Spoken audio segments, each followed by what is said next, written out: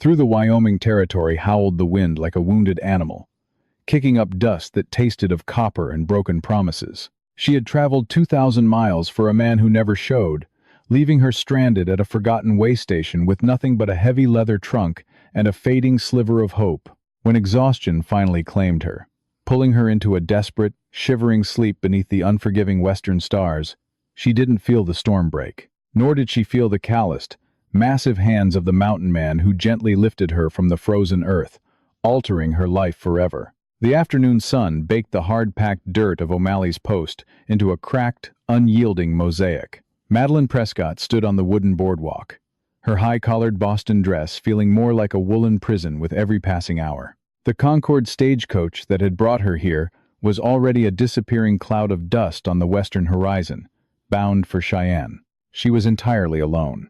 Madeline clutched her parasol, her knuckles white, her gaze fixed on the northern trail where the rolling plains met the jagged, snow-capped teeth of the Bighorn Mountains. According to the letters neatly folded in her reticule, Nathaniel Price was supposed to be here. He had promised a carriage, a warm embrace, and a swift journey to his sprawling cattle ranch, the Double Diamond, where they were to be married by week's end. "He ain't comin', miss," a gravelly voice interrupted her thoughts. Seamus O'Malley, the proprietor of the desolate way station, leaned against the doorframe of his trading post. He was a man composed entirely of sharp angles and stale tobacco smoke, eyeing her with a mixture of pity and annoyance. "Mr. Price is a man of his word," Madeline replied, her voice remarkably steady despite the cold knot of panic tightening in her stomach. "He may have encountered a delayed herd or a broken wagon wheel. The frontier is unpredictable, as he has often written to me." Seamus spat a stream of dark juice into the dust. "Ain't no Double Diamond ranch in this territory, miss. I've been running this post since '68. I know every cattleman from Fort Laramie to Deadwood. Never heard of a Nathaniel Price." "Then you are mistaken," she said, lifting her chin. Her pride was the only thing holding her upright. She had sold her late mother's silver, liquidated the modest trust her father had left her, and packed her entire life into the brass-bound leather trunk sitting at the edge of the road. There was no going back. Boston was a lifetime away, and her bridges there were not just burned, they were pulverized. Seamus shrugged, turning back inside. "Suit yourself, but the sun's dipping, and the temperature's gonna plummet. We got a blue norther rolling in off the peaks. You can sit inside by the stove if you buy a cup of coffee. Otherwise, I'm locking up at dusk. I will wait outside. I do not wish for him to miss me," Madeline said firmly. Hours bled into one another. The sky bruised, turning from a harsh, blinding blue to a deep, violent purple. The wind, which had been a hot, dusty nuisance all afternoon, suddenly shifted. It carried the biting, metallic scent of snow. Madeline pulled her thin shawl tighter around her shoulders. She sat down on the heavy leather trunk, the brass fittings biting into her back. The silence of the plains was absolute, save for the wind whistling through the dry sagebrush. She opened her reticule and pulled out his last letter.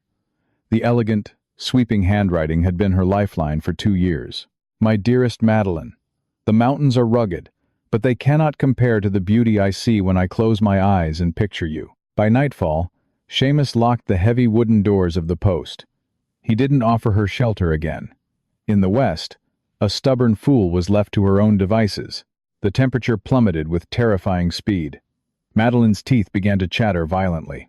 The cold seeped through the soles of her city boots, crawling up her legs, turning her fingers clumsy and numb.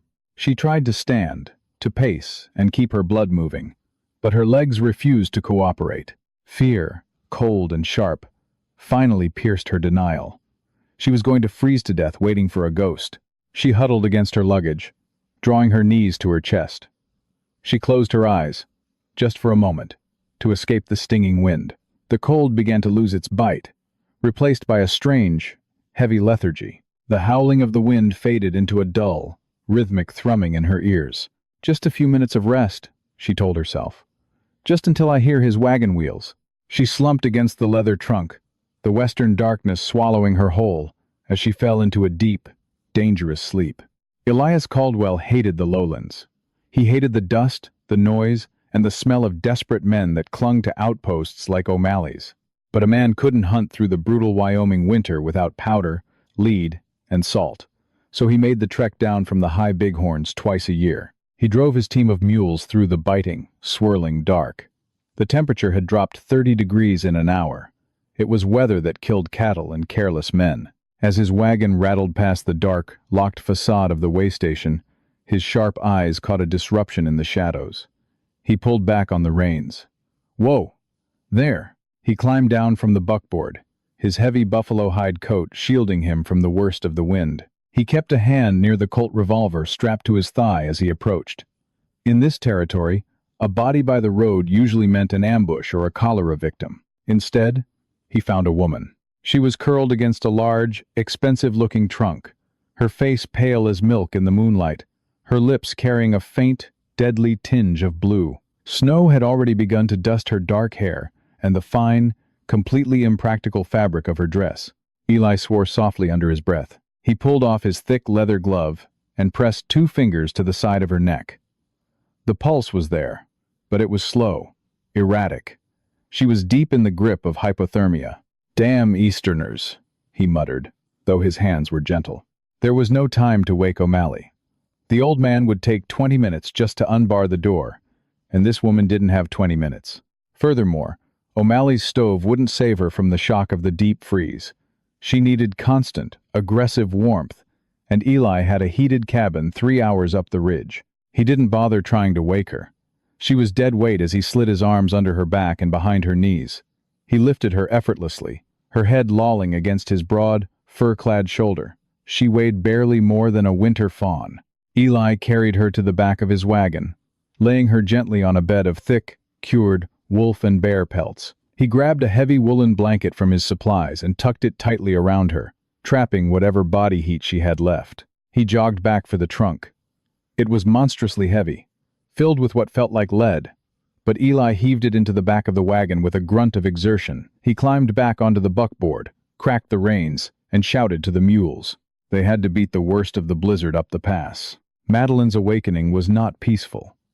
It was a slow, agonizing, clawing upward through layers of dark water. The first thing she registered was the violent, rhythmic swaying.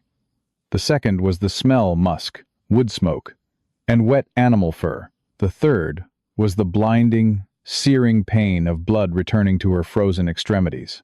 She gasped, her eyes flying open. Pitch blackness surrounded her. She tried to sit up, but her limbs felt like they were made of crushed glass.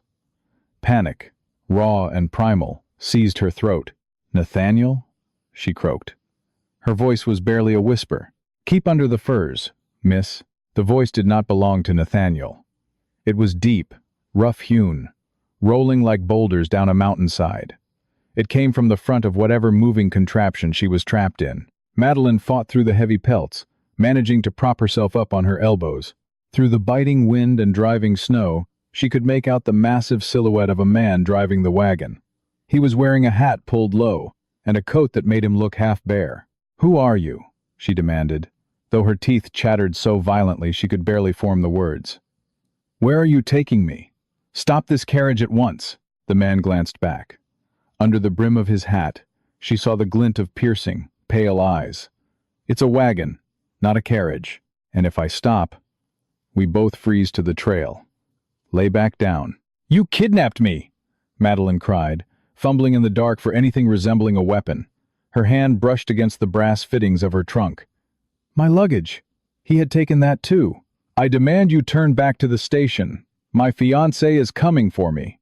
Eli pulled back on the reins slightly, the wagon slowing as they hit a steep incline. "Lady, your fiancé left you to die in the dirt. I picked you up before the frost stopped your heart.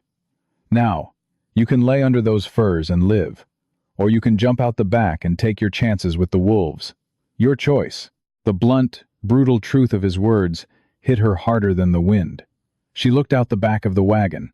The trail dropped away into a terrifying abyss, swallowed by the swirling snow. They were climbing high into the mountains. There was no O'Malley's post, no safety, no civilization. Tears of frustration and terror pricked her eyes, but she blinked them back. She was a Prescott. She would not weep in front of a ruffian. Shivering uncontrollably, she pulled the heavy bear pelt back over her shoulders, retreating into the terrifying, musky warmth of her captor's wagon. "What is your name?" she asked, into the darkness. "Eli." The voice rumbled over the howling wind. "Elias Caldwell. Try not to die before we get to the cabin, miss. Digging graves in frozen ground is hard work." The cabin was built into the side of a granite cliff, sheltered from the worst of the northern gales by a dense stand of ancient ponderosa pines. To Madeline, half delirious from the cold, it looked like a fortress at the edge of the world. When the wagon stopped, she tried to stand, but her legs crumpled beneath her. Before she could fall face first into the snow, Eli was there. He caught her by the waist, his grip unyielding, and lifted her into his arms as easily as he had at the way station. He kicked the heavy oak door open. The interior of the cabin was dark and smelled of dry pine needles and leather. Eli set her down gently in a large, handmade rocking chair near the center of the room. He didn't say a word, moving with terrifying efficiency in the dark. A match flared, and within moments, a fire was roaring in a massive cast-iron stove. Light spilled across the room. Madeline huddled in the chair, pulling the blanket tight, her eyes darting around. The cabin was a single, large room. It was clean, but incredibly rustic. Traps, ropes, and a pristine Winchester rifle hung on the walls. Shelves were lined with jars of preserved goods, ammunition, and tools. It was the lair of a man who needed no one. Eli turned to face her. In the firelight, she finally saw him clearly. He was younger than his rough voice suggested, perhaps in his early 30s. He had a strong, angular jaw covered in dark, scruffy stubble. His hair was thick and shaggy, brushing the collar of his flannel shirt, but it was his eyes that struck her. They were a striking, clear, gray, sharp, and assessing, like a hawk tracking prey. "Let's get those boots off," he said, kneeling in front of her. Madeline shrank back. "You will do no such thing. I am a respectable woman." Eli paused, looking up at her with a mixture of amusement and exhaustion. "Miss, your feet are likely frostbitten. If we don't warm them up slowly, you'll lose toes. I don't care about your respectability. I care about keeping you in one piece. Now hold still." Before she could protest further, he took hold of her ankle. His touch was firm but surprisingly gentle as he unlaced her fine leather boots and pulled them off. Her stockings followed. Madeline gasped. Her feet were stark white, cold as marble. Eli grabbed a basin from a side table, poured water from a pitcher, and set it on the stove to take the chill off.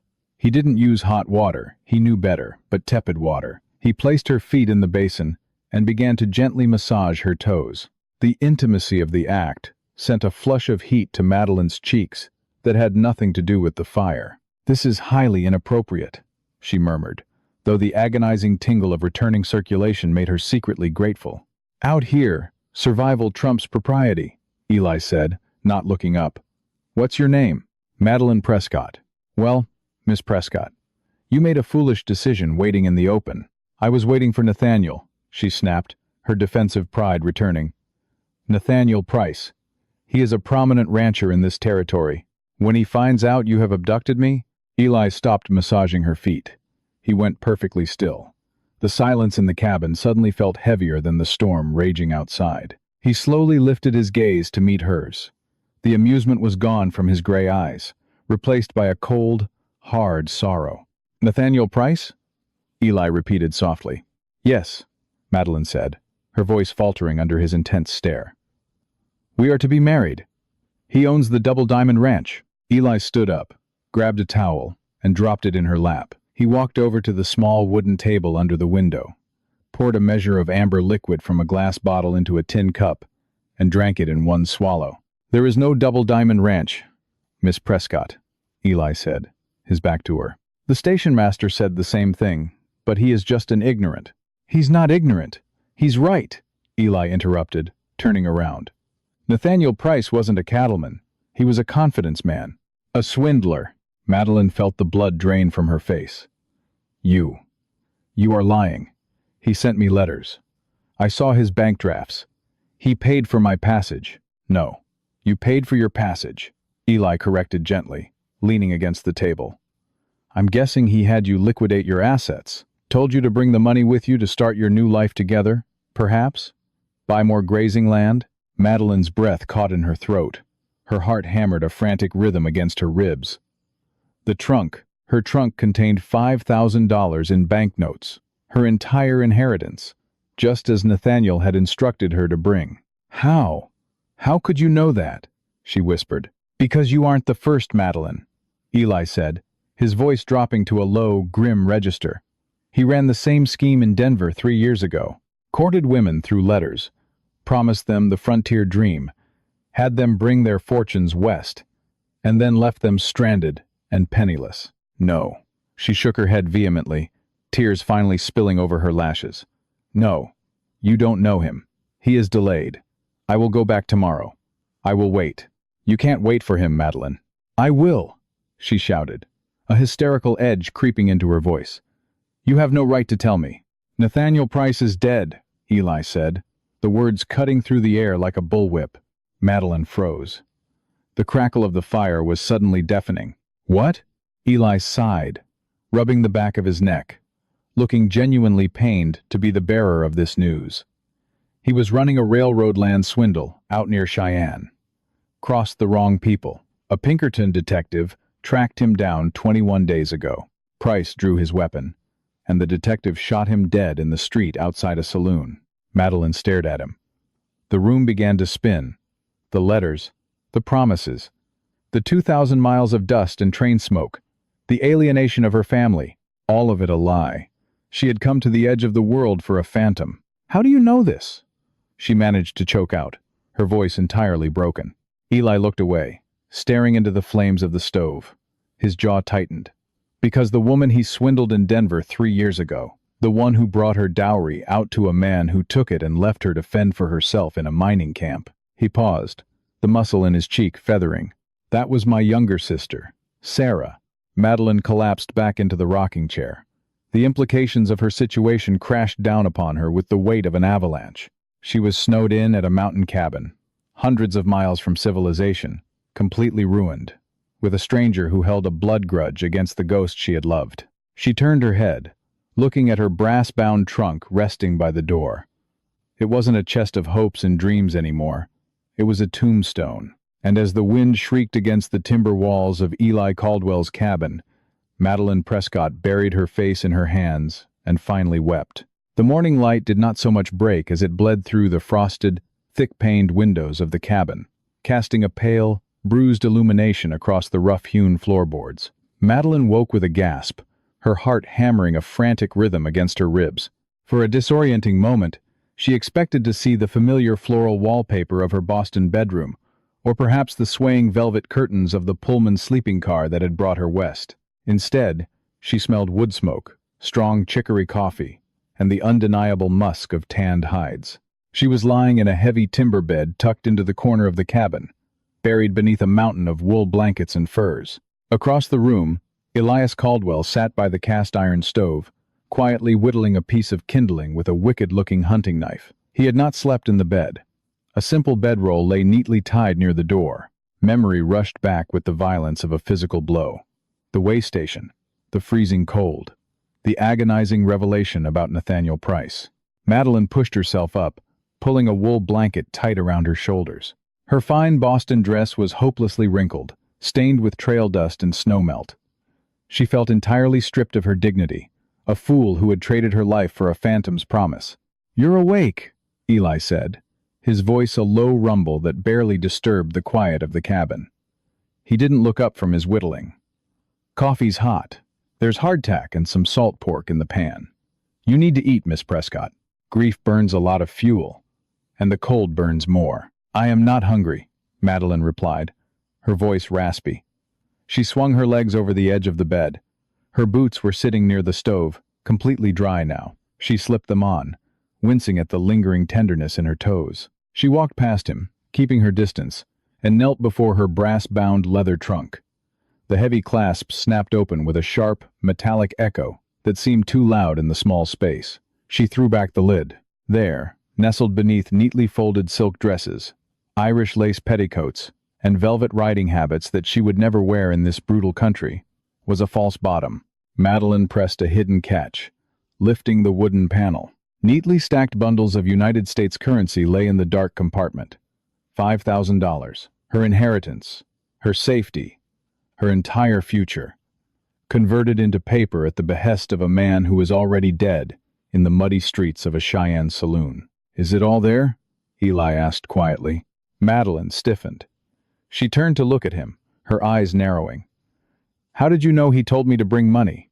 Eli set his knife down and stood up, pouring a cup of the dark, sludgy coffee. He walked over and offered it to her. She hesitated, then took it, letting the heat warm her trembling hands. "Nathaniel had a pattern," Eli said, walking back to the stove and leaning against the rough stone chimney. "He targeted women of means who felt trapped. Spinsters, widows, women with inheritances they couldn't touch without a husband, or women looking for an adventure the East couldn't provide. He wrote poetry. He painted pictures of a grand empire out here. He made you feel like you were the only piece missing from his kingdom." Madeline swallowed hard, the bitter coffee stinging her throat. Every word Eli spoke was a precise, agonizing dissection of Nathaniel's letters. "My frontier queen," he had called her. "Sarah, your sister," Madeline started, her voice trembling. "What happened to her?" Eli's jaw tightened. The gray of his eyes darkened, storm clouds rolling over a mountain peak. "She took the train to Denver, brought $3,000 she had inherited from our grandfather. Nathaniel met her, married her in a rush, and convinced her to invest it all in a silver mine claim he allegedly owned up in Leadville. The day after the bank transferred the funds, he vanished." Eli looked away, staring out the frosted window into the blinding white of the blizzard. "She was too ashamed to write to me for months. Tried to make it on her own, doing laundry for the miners. By the time I found out and tracked her down, she had caught typhoid. I buried her on a ridge overlooking a town that didn't care she existed." Silence stretched between them, heavy and suffocating. Madeline looked down at the stacks of money in her trunk. The paper felt tainted now, soaked in the unseen blood of women like Sarah. "I am sorry, Elias," she whispered. It was the first time she had used his Christian name. "I am so deeply sorry." "Don't be sorry for me, Madeline. Be ready." Eli turned back to her, his expression hardening into something dangerous. "Nathaniel didn't just swindle women. He used that money to play cards with the worst kind of men. The Pinkerton who shot him was hired by the railroad, but Nathaniel also owed $5,000 to a man named Emmett Rollins." Madeline felt the blood drain from her face. "Who is Emmett Rollins?" "A cattle baron operating out of the Dakota Territory. He runs a syndicate of rustlers and enforcers. He lent Nathaniel money for a land grab, and Nathaniel lost it. Rollins doesn't forgive debts. If Nathaniel told him a wealthy fiancé was coming on the stagecoach to pay off his markers." Eli pointed a calloused finger at the brass trunk. "Rollins won't care that Nathaniel is dead. He will care that his $5,000 is sitting in that box. And he has men everywhere.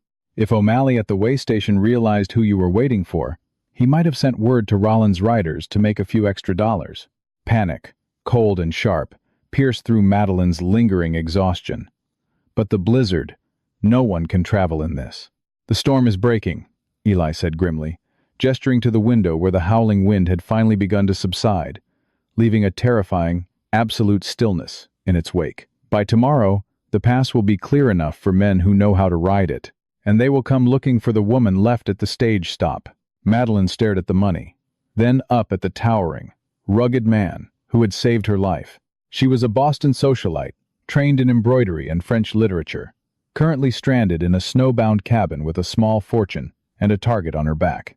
She took a deep breath, the refined, polite girl from Massachusetts, dying a quiet death in the Wyoming frost. She closed the false bottom of the trunk and snapped the lid shut. "Then we had better prepare, Mr. Caldwell," Madeline said, her voice steadying. "Because I have lost my pride, and I have lost my future. I absolutely refuse to lose my money to a gang of cattle rustlers." Eli's eyebrows rose in genuine surprise. A slow, unexpected smirk touched the corner of his mouth. "All right then, Miss Prescott. Let's see what you're made of." Over the next 3 days, the brutal realities of the frontier stripped away the last remnants of Madeline's former life. The blizzard had passed, leaving behind a world buried in blinding, crystalline white. The silence of the mountain was profound, broken only by the sharp crack of pine branches snapping under the weight of the snow. Cabin fever could have set in, but survival required constant motion. Madeline, refusing to be a burden, insisted on sharing the labor. She learned how to keep the stove burning at the exact temperature needed to maintain warmth without exhausting their wood supply.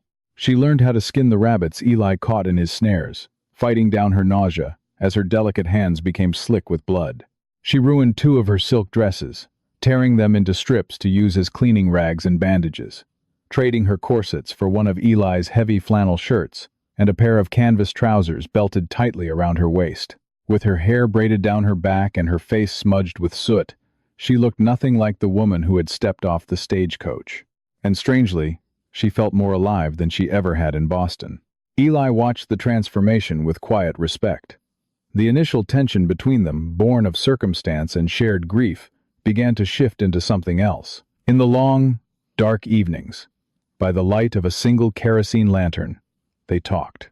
Eli spoke of the mountains, of the unforgiving beauty of the high country, and of the quiet peace he had sought after the war and his sister's death. Madeline spoke of the stifling expectations of her society, the gilded cage of her upbringing, and the desperate leap of faith that had brought her west.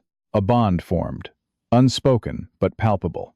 It was in the way Eli instinctively moved, to block the cold drafts when she sat near the window. It was in the way Madeline made sure his coffee was ready the moment he stepped back inside from chopping wood. It was a slow burn of mutual reliance that bordered dangerously on affection. On the afternoon of the 4th day, the thaw began in earnest.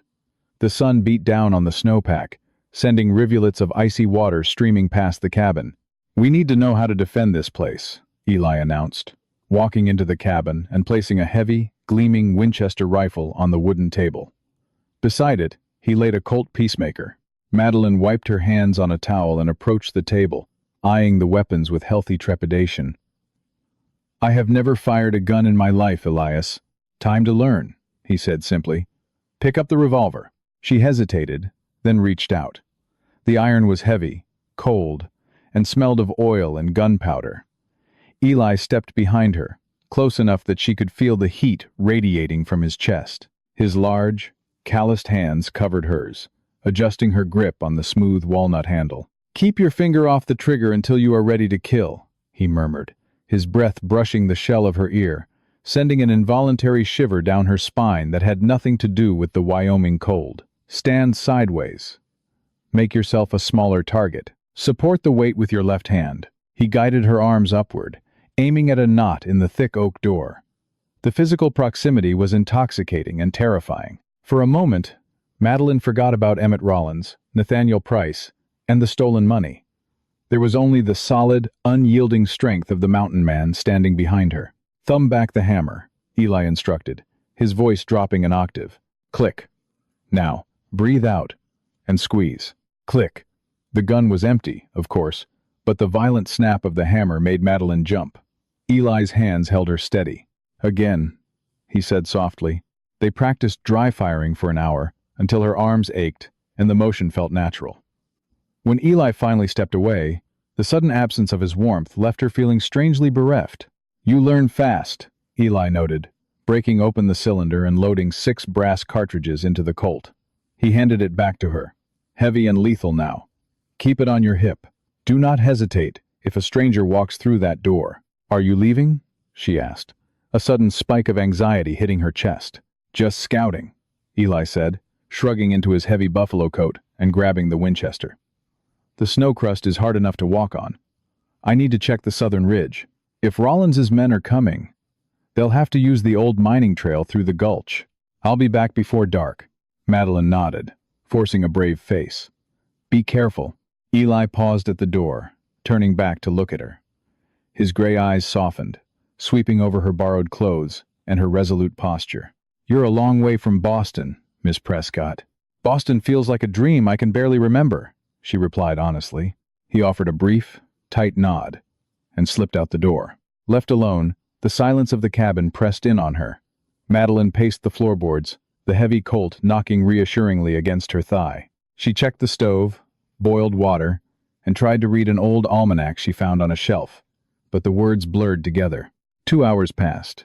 The sun began its descent, painting the snow-capped peaks in brilliant shades of orange and violet. Suddenly, the cabin door burst open.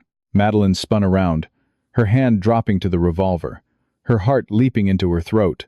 It was Eli. He was breathing hard, his chest heaving, his boots covered in a fresh layer of mud and slush. The relaxed demeanor of the morning was entirely gone, replaced by the lethal, coiled energy of a cornered predator. He slammed the heavy oak door shut and dropped the iron barring latch into place. "Pack the saddlebags," Eli ordered, his voice cracking like a whip. He moved to the windows, pulling the heavy wooden shutters closed and bolting them from the inside. The cabin plunged into dim, golden twilight, illuminated only by the fire in the stove. "What is it?" "Did you see them?" Madeline asked, rushing to grab the canvas bags from the wall. 4 riders. "Heavily armed," Eli said, checking the chamber of his Winchester. "They're wearing Rollins's brand on their dusters. They found the way station. O'Malley must have pointed them up the ridge. They were tracking the wagon ruts through the melting snow." "How far away are they?" "An hour. Maybe less if they push their horses." Eli strode over to her brass trunk and kicked the latch open. He bypassed the clothes entirely, his hands finding the hidden catch and snapping the false bottom open. "We can't take the trunk. It's too heavy for the mules to carry at speed." He began pulling the stacks of bills out, stuffing them into the canvas saddlebags. Madeline watched her inheritance disappear into the rough canvas. "Can we outrun them?" she asked, her voice tight with fear. "On mules? In deep snow?" "No," Eli said bluntly. He finished packing the money and threw the bags over his shoulder. He grabbed a box of extra ammunition from the shelf and shoved it into his coat pockets. "There's a cave system a mile up the cliff face. I've used it for shelter during bad hunts. It's a choke point. 1 man with a rifle can hold off 10 if he has the high ground. But we have to move now." He turned to her, his expression grim. "They aren't coming to parley, Madeline. They are coming to kill whoever is in this cabin and take that money back to Cheyenne." Madeline didn't flinch. She reached for her heavy woolen coat, buttoned it up to her chin, and checked the cylinder of the Colt on her hip, just as he had taught her. She looked around the cabin, her sanctuary for the past 4 days, knowing it was about to become a battlefield. "Then let them come," Madeline said, her eyes meeting his with cold, unyielding resolve. "I am done running from Nathaniel Price's ghosts." Eli stared at her for a long second, a fierce glint of admiration sparking in his eyes. He reached out, his gloved hand briefly cupping her cheek, a fleeting, grounding touch amidst the rising panic. "Stay close to me," he commanded. He unbarred the back door, leading her out into the freezing dusk, the shadow of Emmett Rollins' riders drawing ever closer up the mountain. The ascent up the granite face of the mountain was a brutal, lung-burning ordeal. Eli moved with the sure-footed grace of a mountain goat, carrying the heavy canvas bags of money and his Winchester rifle, while simultaneously finding footholds for Madeline. The snow here, shaded by the towering pines, was deep and treacherous. Every step required driving the toe of her boot through the icy crust, praying the stone beneath would hold. Below them, the cabin sat bathed in the final, dying rays of the sun. The silence of the mountain was suddenly shattered by the distant, rhythmic crunch of hooves on frozen mud. "Keep moving," Eli hissed over his shoulder, grabbing her forearm and hauling her up a steep incline of shale. "Don't look back." They reached the cave just as the last sliver of daylight vanished behind the jagged peaks. It wasn't a deep cavern, but rather a severe undercut in the cliff face, naturally fortified by a breastwork of massive fallen boulders. It offered a commanding view of the trail below and, more importantly, a narrow choke point. Only 1 man could come up the goat path at a time. Eli dropped the canvas bags behind a waist-high slab of granite. He immediately set to work, piling smaller rocks to close a gap in their natural wall. Madeline, her chest heaving, slumped against the cold stone wall, her breath pluming in the frigid air. "Load the spare magazines for the Winchester," Eli ordered, tossing a heavy leather bandolier into her lap. "Just push the brass casings into the slot until they click. Keep them clean of snow." Madeline didn't hesitate. Her fingers were stiff with cold, but fear provided a steady, burning energy. She began sliding the brass cartridges into the spring-loaded tubes, the metallic clicks swallowed by the wind. Down in the valley, torches flared to life. 4 distinct points of light converged on the cabin.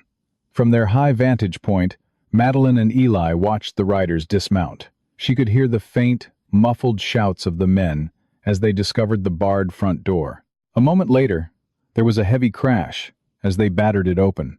"They won't stay in there long," Eli murmured, resting the heavy barrel of his Winchester on the rock ledge, his eye tracking down the barrel. "They'll find the back door open, they'll find the trunk empty, and they'll see our tracks in the slush."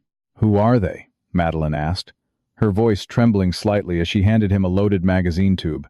"The one giving orders. The big man in the buffalo duster. That looks like Silas's old partner. But men call him Bodine. He's a regulator for the cattle syndicates. A killer for hire. If Rollins sent Bodine, he isn't just looking for the money. He's looking to leave no witnesses." Sure enough, the torches spilled out the back of the cabin. The lights paused, examining the ground, and then began a slow, deliberate movement toward the base of the cliff. "They're coming," Madeline whispered, her hand instinctively dropping to the heavy Colt resting on her hip. "Madeline," Eli said, his voice dropping the harsh, commanding tone he had used since the crisis began. He turned to look at her in the dim starlight. "If I fall, you do not surrender. You take the money, you climb higher up the scree field, and you hide until dawn. Tomorrow, you walk east until you hit the stage line. You are not going to fall." "Elias Caldwell," she replied fiercely, surprised by the absolute conviction in her own voice.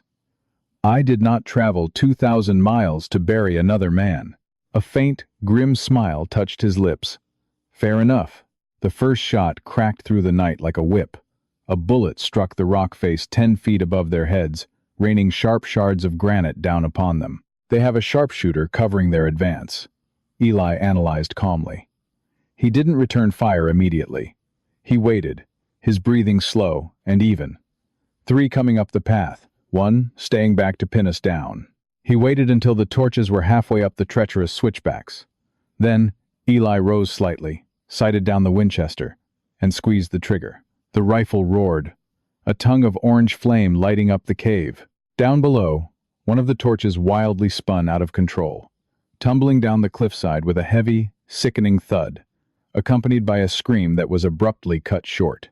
"One down," Eli grunted, cycling the lever action with practiced speed. The empty brass casing clinked against the stone floor. The remaining 2 men on the path immediately extinguished their torches, plunging the mountainside into absolute darkness.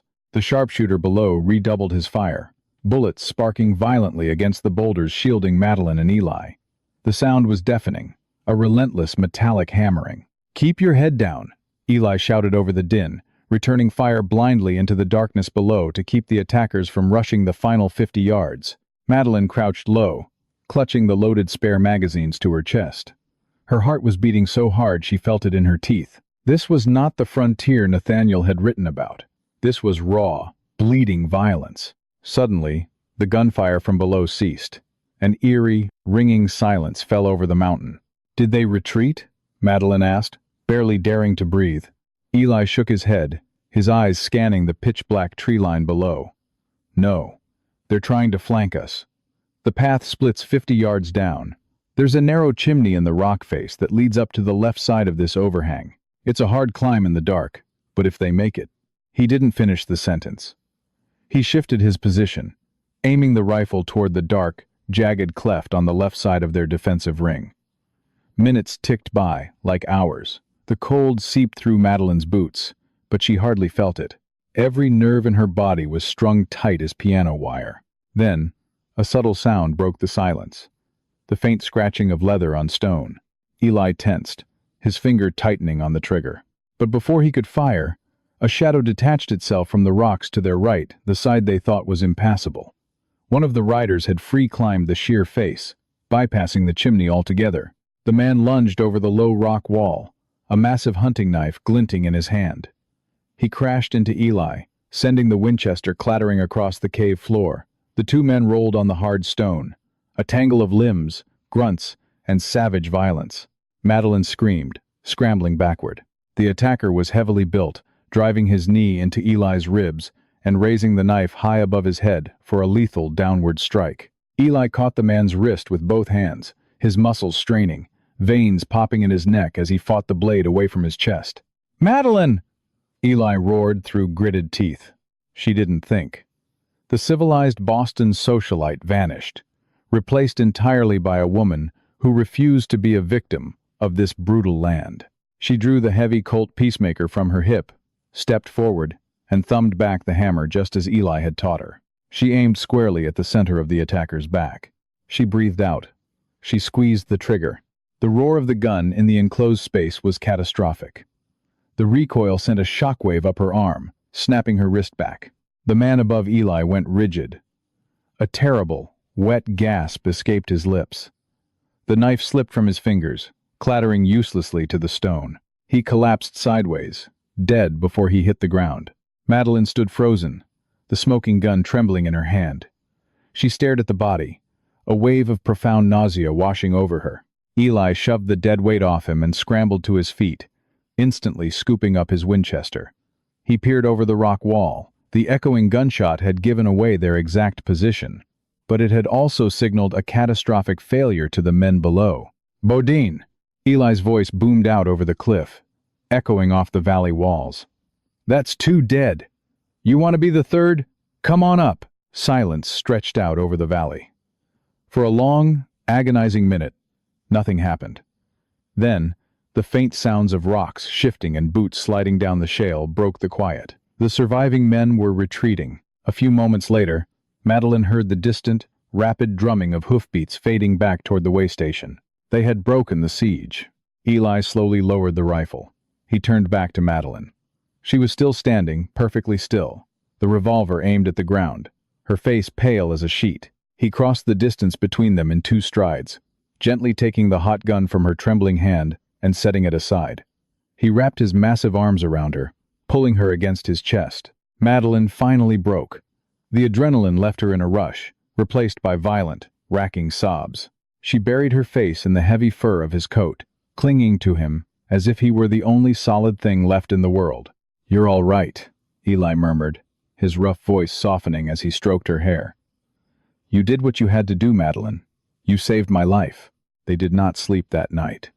They kept a small, smokeless fire burning deep in the back of the cave, huddled together for warmth beneath a heavy buffalo hide. The canvas bags of money sat forgotten in the corner. As the adrenaline completely faded, Eli let out a sharp hiss of pain, shifting his weight. "You are hurt," Madeline said, pulling back to look at him. In the dim firelight, she saw the dark stain spreading across the left shoulder of his flannel shirt. The attacker's knife hadn't found his chest, but it had sliced deeply into his deltoid during the struggle. "It's just a graze," Eli muttered, trying to wave her off. "Take off your coat, Elias." "Now," Madeline ordered. The tremor was gone from her voice, replaced by the quiet authority she had found on this mountain. Eli complied, wincing as he peeled the heavy hide and the flannel shirt away. The cut was long and jagged, bleeding sluggishly. Madeline tore the last clean strip of her silk petticoat from her pocket. She used snowmelt from her canteen to clean the wound, her touch remarkably gentle despite the harsh conditions. "I never imagined my life would look like this," Madeline said softly as she bound his shoulder tightly with the silk. "Sitting in a cave, running from outlaws, patching up a mountain man." Eli looked at her. Her face was smudged with soot and gunpowder, her fine hair tangled, her hands stained with blood. Yet, to him, she had never looked more beautiful. "Do you miss it?" he asked quietly. "Boston. The safety." Madeline tied off the bandage and met his gaze. The gray of his eyes reflected the flickering firelight, warm and steady. "No," she answered truthfully. "The safety was an illusion. It was a gilded cage built by men who expected me to sit quietly and fade away. Out here, the wind bites, the cold kills, and the men are violent. But it is honest, and for the first time in my life, I know exactly what I am capable of." She reached out, her fingers gently tracing the hard line of his jaw. "And I am not entirely alone." Eli caught her hand, turning his face to press a kiss into her palm. "No, you're not." He leaned in, closing the distance between them. When his lips met hers, it was not the polite, chaste kiss of Eastern parlors. It was desperate, deeply felt, and tasting of wood smoke and survival. Madeline kissed him back fiercely, her hands tangling in his thick hair, anchoring herself to the man who had pulled her from the ice and shown her the fire within herself. By dawn, the storm had fully broken. The sun crested the eastern peaks, painting the snowbound Wyoming landscape in breathtaking hues of gold.